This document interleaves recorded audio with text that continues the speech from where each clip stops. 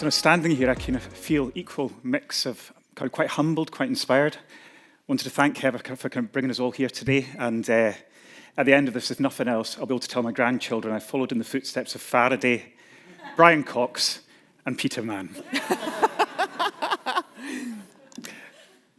So I want to talk to you today about Milo.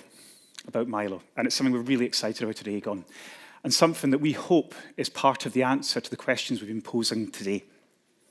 It's a proposition that we're launching in the workplace in the next 2 weeks, but we also see it as having huge potential for advisors and filling the help gap that we've spoken about today. Milo, short for My Life Opportunities. So Milo is about meeting customers where they are, and I'll come back to that.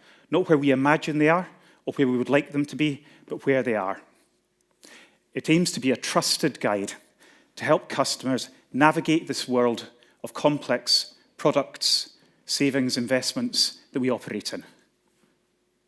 It aims to make it really easy for customers to make decisions if they know what to do.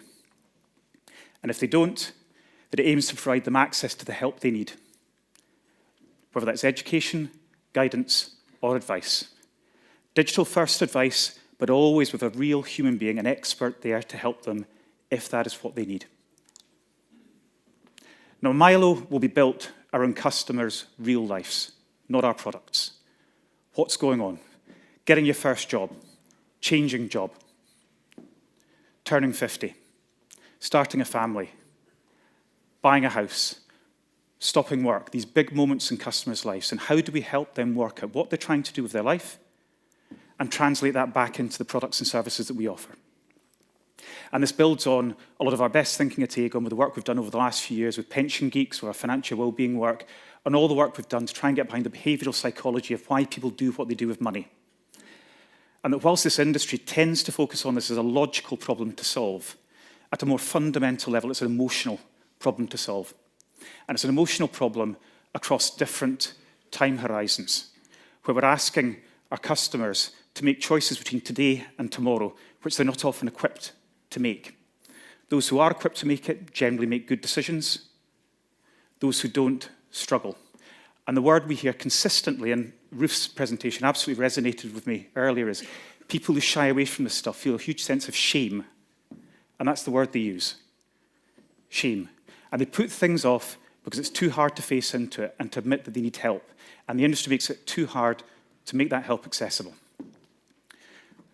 So to the customer, Milo will be an engagement layer, an app that helps them focus on what they're trying to do with their life and translates it back into the support that we can give them.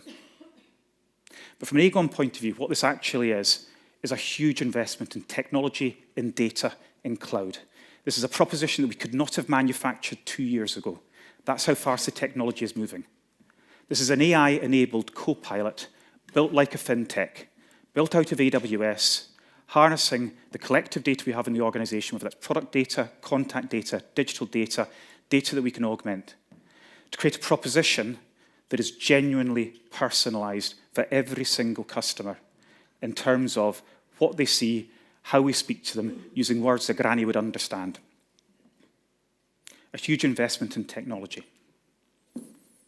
We'll be live in 2 weeks with our first client, and the aim is to have 1 million members of our workplace pension schemes having access to this in the next 12 months. And this is when the fun begins, because like any digital business, and that's how we're viewing this, the hard work's when you get to the starting line, and that's where we're at now in the starting line. But the architecture we put behind this allows us to learn and go on that journey of constantly learning, the same way the digital giants in other industries have.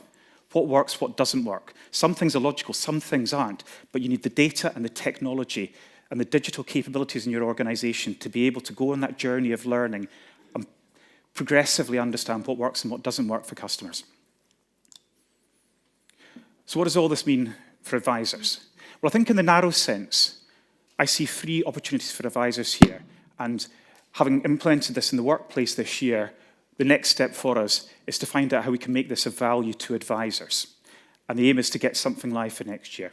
So the 3 opportunities we see is, first of all, how do we help advisors with less wealthy clients? Don't hand them back to me. Keep them. Use a proposition like Milo, a digital tool, to help service those clients at lower cost. Secondly, using tools like Milo for simple financial decisions at the end of the tax year. Why do we rush out to give expensive face-to-face advice for end of tax year, pension contributions, ISA contributions? Use digital tools. And then finally, it's about the next generation of clients. And how do we, with a generation that are coming through who are digital first in everything they do, how do we meet them where they are with digital tools that can incubate them for future value to transition into wealth management services in the future? Now, for me, I see this as having an imperative today in terms of helping advisors deliver better, cheaper advice to their clients. But actually, as we move forward a generation, I think this is absolutely integral. And I think if as an advice industry we don't face into digital tools being at the centre of what we do, we will not be relevant for our clients. And I think that's the end of it. Now, one can gravitate towards a sense of fear in this, of what about the pension bees and the challenger banks and crypto and folk betting on Man United on Saturday or taking tips off Peter Mann at Cheltenham. We can do all of that, right? Or we can see the huge opportunity that we've got in this industry. And I think this comes back to DC pensions again. Meet customers where they are. We have 30 million regular savers in the UK as a consequence of DC pensions and auto-enrolment. Meet customers where they are. Now, the reality is these are accidental savers.